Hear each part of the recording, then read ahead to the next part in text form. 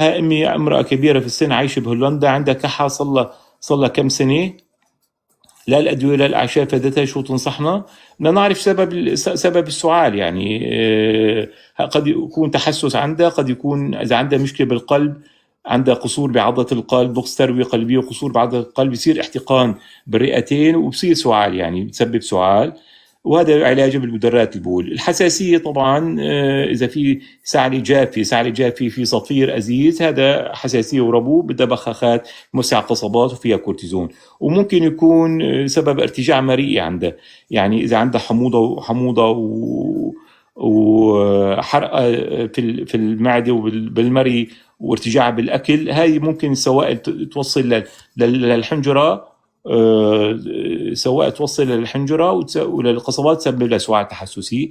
فبيبين عندها من الأعراض إذا في حرقة وحمضة، وبيبين كمان بتنظير المري يعني. وإذا أخذت مضاد الحموضة أو مضاد قرحة وخفت السعلة، كم هذا بتأكد الشيء يعني. وطبعا لازم إذا في ارتجاع مريء، علاجه تاخذ وجبات قليلة ومتعددة، تبعد عن حوامض، توابل، حد القهوة، الشاي، التدخين. لما تنام على مخدة عالية. وطبعا وهي وبدها صورة للصدر كمان للتأكد ما يكون في مشكلة عندها بالصدر، بالرئتين، مثلا تليف بالرئتين أو شيء تاني يعني. بدها تشخيص حالة أسباب السعال.